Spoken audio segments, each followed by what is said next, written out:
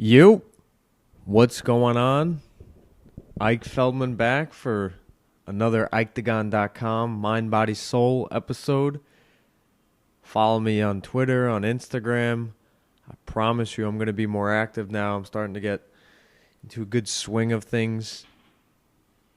Outside of the podcast and IkeTagon, things are starting to line up in place very, very nicely. 2020 is probably going to be the best year of my career. It's amazing. Might do some more combat sports, physical stuff, maybe boxing, maybe a fight. A lot more tournaments. Combat sports, living, breathing. Full circle, baby. I speak it. I live it. I am it. Martial arts is a passion of mine. It's a first love of mine. Discovered her way back when, 2005 with The Ultimate Fighter, Forrest Griffin, Stephan Bonner. Then absolutely dove in and fell in love with it when I watched Anderson Silva in his prime, at his peak, beating Forrest Griffin at a different weight class, UFC 101. And then from there, just the ride, the knockout of Vitor Belfort, the triangle choke in the last round against Chael Sonnen, the rematch against Chael Sonnen, Yushin Okami, Stephan Bonner, and then Long Island MMA started to take over. Even though Matt Serra was prominent before Chris Weidman. Chris Weidman knocking out Anderson Silva, UFC 162, really cemented my love for this sport and made me appreciate where I come from, because Chris Weidman, like many other Long Islanders, is a hard-working blue-collar guy who brought his lunch bucket that night to UFC 162 and knocked out one of the greatest fighters of all time. So when I tell you I want to bring you the best coverage of mixed martial arts, it comes from a very hearty place, a passionate place in my mind and my body and my soul. I really want to deliver you with every thread of my soul the best combat sports coverage. So we'll continue to do it. We'll roll on. Let's recap UFC 245, one of the best cards going into the night that the UFC has put together in their history, in their 26-year history. And it delivered. My picks were good. Went 4-2. Not worried about how many I pick. Right? More worried about the ones I pick wrong, because that means I was way off or just miscalculate a little. But if you don't win, you should learn, as many of the top fighters say in the UFC.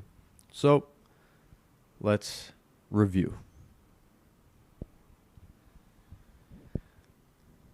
Kamaru, the Nigerian nightmare, Usman, showed that he can take his heart and his soul to the next level, and he was fully committed to this fight from when it was announced. Even after, or even before the UFC 235 title fight against Tyron Woodley back in March, Usman always knew that Colby was on his mind. It was always the biggest fight, whoever got that golden ticket. And Usman winning the belt at UFC 235 validated that he was going to get that payday and going to get that attention and going to get that opportunity to show the fans that he's more than a wrestler. Being humble's all right. When he speaks, listen. It was an amazing performance by Kamaru Usman. Showed new development in his boxing, going 5 rounds, that type of 5-round back-and-forth battle where Colby had the early rounds and was catching him with looping hooks, looping uppercuts, looping crosses, great body kicks, good action, good speed, good output, good number of strikes. Kamaru dealt with every type of strength, striking-wise, that Colby had to throw at him. He dealt with everything. He rolled with every punch. He was never out of it. He slowly chipped away at Colby's body with the teep kicks. That's the straight kick that landed right to the diaphragm, below the sternum, the abdomen of Colby Covington, Kamaru Usman doubled down with the body strikes by doing the looping punches to the body, the looping hooks, and slowly started to chip away at Colby Covington's quote-unquote historic gas tank. And there was not a single takedown. This comes from two wrestlers who have set records in the UFC for their wrestling prowess and their grappling abilities. And there was not a single takedown. It turned out to be an amazing striking match. Kind of rock'em sock'em robot. Takes you back about 5 to 8 years in the UFC where not much head movement is used. A lot of heart is on display and a lot of will. And Usman did not wilt, but he showed a lot of will and he got the win. It was an amazing performance. I'm on board for whatever Usman wants next. If he wants Leon Edwards, if he wants Masvidal, if he wants to do the Covington rematch, if he calls GSP, he's earned it. He's proved that he's not just in it to get the title and disappear. He had his first title defense, and he is 2 fights away. If he wins his next 2 title fights, he's up for debate, for consideration for being the second best welterweight of all time. Obviously, there's George St. Pierre, who has all the records at welterweight and has jumped a weight class and never lost the belt after he regained it after the Matt Serra loss. But Woodley is consensus number 2 greatest welterweight of all time. Usman defeating Woodley, and if he goes on a little run here, he could be up for debate being the number 2 greatest welterweight of all time. So, amazing performance by Usman. Can't wait to see his next fight. Honestly, he shut up a lot of people, and it was very funny that he got on the mic and he said, "I did this for the world." Obviously playing off the whole storyline that everybody in the world hates Trump, and Usman was the anti-Trump fighter, and he got it done, and he made all those anti-Trump fans very, very happy. But let's look at the Trump fighter, Colby Covington. He showed that he is more than just a wrestler or somebody with a high output. He showed huge leaps in his striking ability. Everybody thought that, similar to Khabib, that when Colby gets a huge lead and gets out to a huge lead from his wrestling takedowns and wearing out his opponent, then he'll be more comfortable to strike. That's Khabib's strategy. Colby said,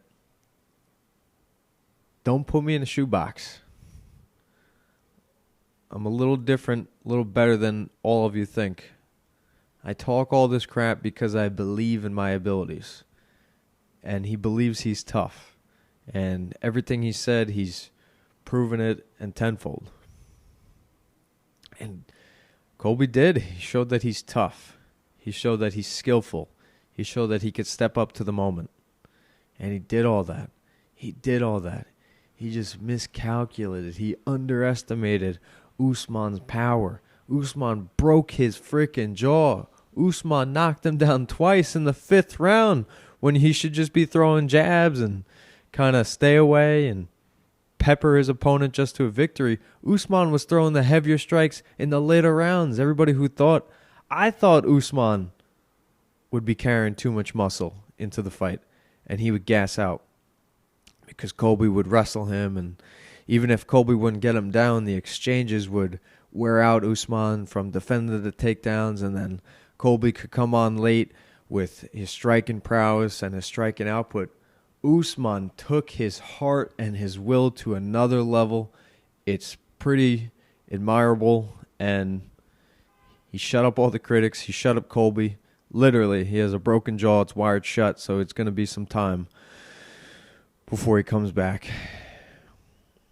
Looking at the positives of this fight overall, it brought in a new fan group. People that hated Colby tuned in to watch him watch. People that would probably never watch a UFC fight unless it was Conor or John Jones, maybe Ronda Rousey or Brock Lesnar. Those type of people who wouldn't tune in. They tuned in because they wanted to see Colby get his ass kicked. They wanted to see him break his jaw and lose and get pushed to the side. And we wouldn't have to hear Colby's mouth for a couple months at least. Those people tuned in to watch Colby Covington lose. So overall, it brought new fans to the sport. Everybody that wanted Colby to lose are now fans of Kamaru Usman and appreciate his effort. And boy, I hope they don't think it's that easy. That if you just hate somebody so much that you can beat him up. Because Usman had the opposite message. He said Colby was carrying so much hate and negativity on his shoulders and in his heart that it wore on him. And he just wanted to be as positive as he could and defeat Colby's hate with a lot of love. Now, that was a very strong love that he had. That was a heavy-handed love that Kamaru Usman had. But it worked. Colby did carry the brunt of the promotional side of this fight. Obviously, with his fights and his antics leading up to this. But in the promotional side, these guys were definitely worn out on fight week for all the interviews they've done and sit-downs and questions and ramping it up 100% multiple times and over and over and over again. And it can wear on you. And while they're elite athletes and take their cardio and conditioning very serious, mentally, the mental fatigue of it can just wear out. And it caught up to Colby. It really did. He just, you can't say the mind had anything to do with breaking the jaw, but maybe that gave Usman extra oomph, and he was more comfortable in his shell and being quiet, that he had the extra gas to hit the gas pedal towards the finish line. So can't wait to see what's next for both these guys. Usman, because he holds the chips now. Not many chips, because he is humble, he is quiet, but he does now carry a whole continent in Africa on his side. And he has other African fighters that can aid him in trying to get a UFC card to Africa. Israel Adesanya, Francis Ngannou. Big names in the sport that would make for a huge pay-per-view if they could ever get to Africa. And I don't know if it's going to be this year. In 2020, a UFC pay-per-view or fight night in Africa. But it should be in the next couple of years. And what should have happened already yesterday is a UFC card in Hawaii. And it's a disgrace that the UFC have had some of their best fighters from Hawaii in BJ Penn and Max Holloway, and they still haven't gotten a card to Hawaii. Bellator has. And I make that segue to Max Holloway and Alexander Volkanovski, the co-main event. I picked this wrong as well. I picked Max Holloway, the reigning and defending undisputed UFC featherweight champion, who's defended his belt since 2016. Jose Aldo, Anthony Pettis, Frankie Edgar, Brian Ortega. Max Holloway has beaten the who's who. But there's now a new name in the UFC featherweight division, Alexander the Great Volkanovski. Shout out to Alexander. He is Macedonian and Greek, just like the original Alexander the Great. Even though he grew up in Australia, he still has those Eastern European roots. That's where the Volkanovski name comes from. But what a game plan. What a game plan. And when you see a fighter expose an all-time great, you're like, duh, why didn't anybody do that before? I guess it's not that easy. I guess Max's rangy, snake-like length and reach is very difficult to deal with. But Alex did the exact perfect move. Max, who sits down heavy on his punches, even though he's a skinny guy, when you sit on your punches, and that means you're not fluttering, you're not jabbing and quickly dancing away on your toes. It means you're plodding away with your feet, and as you step, you punch, and there's weight behind it, and there's gravity behind it, and there's balance behind it. Max, who has fantastic balance and control of gravity, if you'd say, exposes himself because he sits on those punches. He has a lot of weight on his legs. Dustin Poirier, after he beat Max, the one tip of the cap that he gave to Max was that he felt his heavy hips. He said he was hard to control when he was against the fence, and he could feel that Max has some strength in his legs, in his hips, in his movement, in his balance. And Alexander Volkanovski saw a hole in Max's style. And he exposed the hole by kicking through the hole and making a whole doorway and walking through and grabbing that belt and taking it back to Australia in city kickboxing.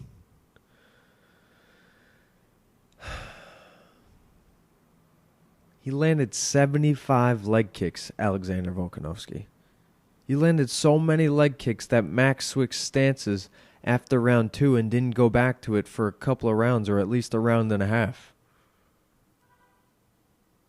And then after he put a dent in Max's legs and slowed down Max's movement, he started landing the punches. And this is a little inside look. Fighting and footwork and boxing and kickboxing and taekwondo and karate and MMA. It's a dance. It's a tug of war. It's a tango. It's tai chi. It's moving around in a circle, and who could get the edge? Who can keep their balance while still landing heavy strikes while not getting heavy strikes landed on them? And early on, Alex, after he would land his combination of leg kicks, punch of leg kicks, and then punches, Max was getting out of the way for many of them. But as the dance continues, and those opportunities every minute, every 2 minutes, once a round open up where Alex can land that heavy cross or heavy looping hook, those were landing as the rounds went on. And Alex landed his heaviest punches later in the fight. What does that tell me? A couple of things. The leg kicks were affecting Max. Big time. 75 leg kicks. Yeah, they'll slow down anybody. Go back and look at the fight. Max Holloway's calf, outside of his thigh, inside of his thigh, were all bruised. Early and often. And that was really the deterrent factor in the fight. Even though Volkanovski only significantly outstruck Max by about 20 to 30 strikes, those leg kicks made a huge difference. And they were the difference in the game plan.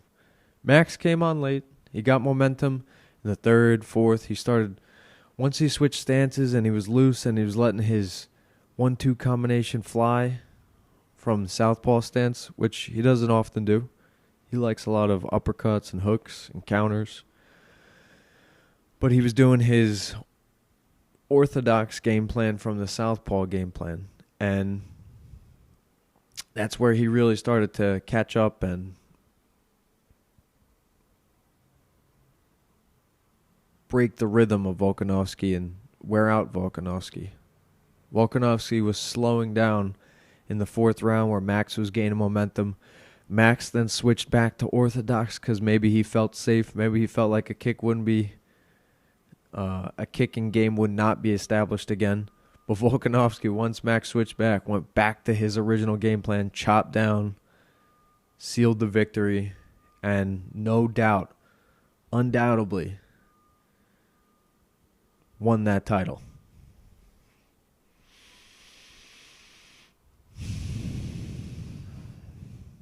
A lot of people are upset or maybe confused, maybe saddened by the fact that Max lost the title. And he is one of the greatest UFC fighters of all time. He could be the greatest featherweight of all time. That's a debate. But it's okay. If you love Max, listen to his words. Because his words are very soothing. They speak the truth. He says he's only 28. He is. He's done this for a long time. He has. He will be back. And it could be a rematch.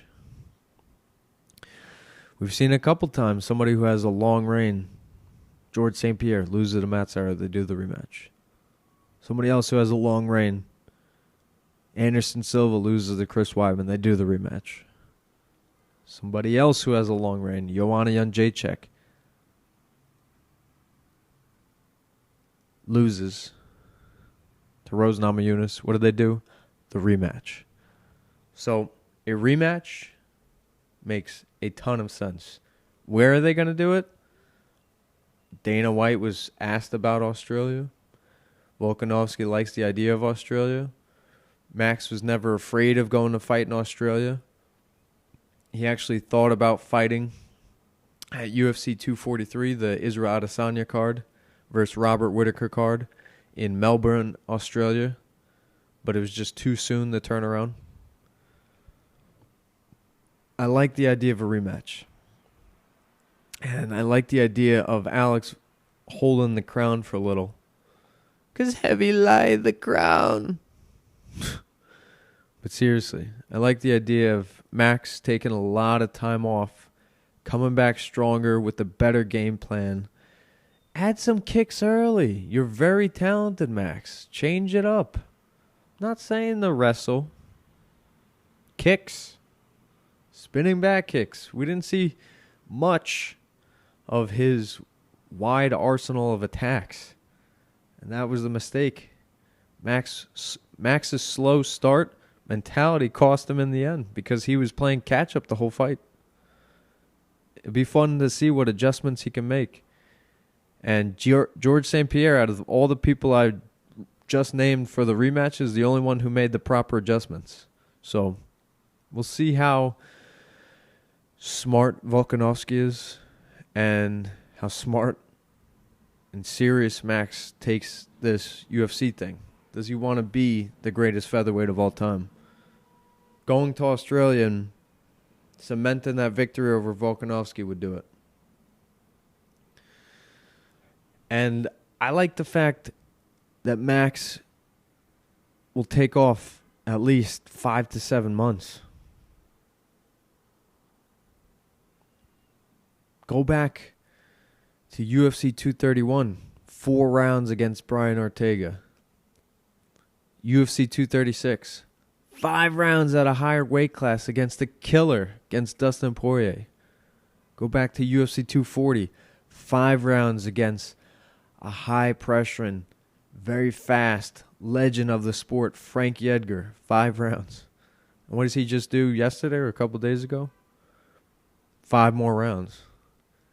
He's fought 95 minutes in the cage in 1 year. Take it easy, brother. Take it easy. Take some time to reset. That could have cost them the title, actually. Maybe it was focused.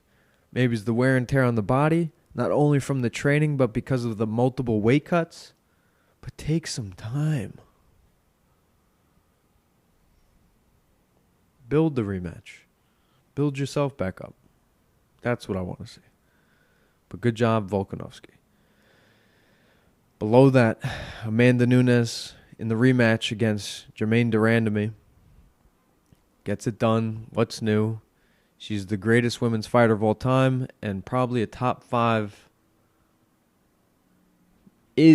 a top 5 mixed martial artist of all time.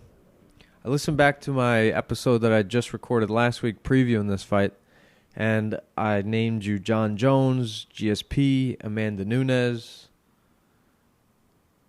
Demetrius Johnson. You got to throw Anderson Silva in there, obviously. But those are the 5. You could shuffle them around however you want, but those are the 5. Amanda Nunes is no further than 3 down the list. And I don't know what she has to do to be the number 1 of all time. Might be to fight a man. No prospect, no contender has really separated themselves from the pack in both the featherweight and bantamweight division. I think this is a good time for Amanda just to get fat, chill out, enjoy her wife's company, pump up her wife, let her wife get a couple of fights in before she fights. Look for Amanda to return sometime in the summer. Maybe International Fight Week again. Somebody else needs to fight before to make some changes. I don't think Amanda should rush this.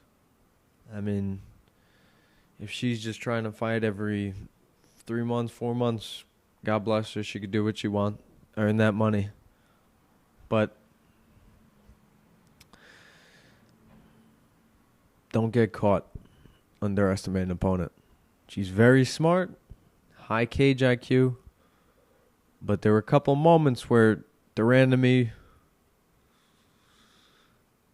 could have had her. You know, if she secured that triangle, if it was somebody else, she could have had her. But it was very easy for Nunes. She ran through her. She wanted to go 5 rounds. She wanted to wrestle. She accomplished all that.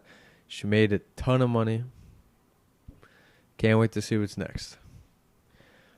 Below that, Jose Aldo, Marlon Moraes. Oh my goodness, what a fight. Jose Aldo showed that he can cut the weight. It's no problem for him. He's still relevant. Conor McGregor should not determine his career. Max Holloway losses should not determine his career. He shows that he's still a vibrant contender. He said he was going to retire in 2019. I know he signed extra fights past 2019, but he looked great. He made the weight at 136 look like Skeletor or El Skeletor. And he came out and had more energy than Moraes as the fight concluded. And it was an amazing job by Jose returning. He just fought Volkanovski and lost, being outpointed back at UFC 237. So you're telling me he just fought the UFC featherweight champion and lost. Moves down, fights the guy who just challenged for the title at 135. Barely loses. Yes, barely loses. He did lose, but barely. It was a great job, but he lost. Fair and square. Moraes slimly got out of that first round. Slimly. With that reverse. These guys were rolling around in the air, and then the great judo throw by Marlon Moraes got the round. Jose Aldo came on in the second round. That great boxing, but Moraes was controlling the action and the dance in the third round, landed more strikes, took less damage, and won the fight barely. Silly what's going on where Henry Cejudo is now calling out Jose Aldo. He should just chill out. Or fight Joseph Benavidez. Take your time and make that weight. Because that's a fight that a lot of people would want to see. Or come out publicly and say you're giving up the belt. Because there's no fight at 135 for you yet. Petr Yan, who I'm going to get into next, needs to fight Aljamain Sterling for the true number 1 contender fight. But Jose Aldo doesn't deserve a title. Marlon Moraes doesn't deserve a title. Dominic Cruz, no. Faber would have been interesting. But sticking in the bantamweight division, Petr Yan, knockout victory against Uriah Faber, who got a win of his own back in July at UFC Sacramento. Came back trying to get himself a title shot. Maybe saw some flaws in Henry Cejudo's game plan. He's obviously a confident dude, Faber, for wanting Cejudo, but also for agreeing to fight Petr Yan, which is a mistake by the UFC and by Faber. I know they're trying to build up Petr Yan, but you're killing off a great, and the fans didn't want that. You should have done Frank Yeager, Uriah Faber, the rematch for the title. Big name's going to come out of it. Everybody's going to want to tune in to see it, and the winner fights for the title. That was lunch meat for Petr Yan. He took his time. I know Faber was bouncy and hoppy on his feet and landed a couple strikes, survived a couple onslaughts, but it was just a matter of time for Yan. He just closed the distance. He was doing switch boxing techniques, which is a generation or two past Faber's. The thing that I got out of this was that Yan and Uriah Faber's prodigy, Cody Garbrandt, ran into each other in the back and started exchanging some unpleasantries, and that would be a fun fight. Cody, who's taken off time since UFC 235, where he got knocked out against Pedro Munoz, and that was back-to-back losses, knockout losses, or 3 back-to-back-to-back knockout losses. This is a good amount of time for Garbrandt. Hopefully it will be a full year by the time he steps back in there, that he've had time to reset, refocus, recover, be stronger, and people could forget about the bad past, the knockouts. Obviously, he lost to a guy who just tested positive on steroids. Not only Pedro Munoz, but TJ Dillashaw. And I think you could build that fight, Petr Yan versus Cody Garbrandt, not only because of the little beef, but because Cody's mentor was knocked out in Uriah Faber because of Petr Yan. And I don't know Aljamain Sterling's injury status, but those are the 3 guys at bantamweight that truly can make some noise and truly can make some movement once they get in there. Cody Garbrandt's head health, Sterling's body health, and Petr Yan is just sitting. He has some leverage. He will not get the title shot next, but he has some leverage now. He's climbed a step above Sterling and Garbrandt because of his activeness.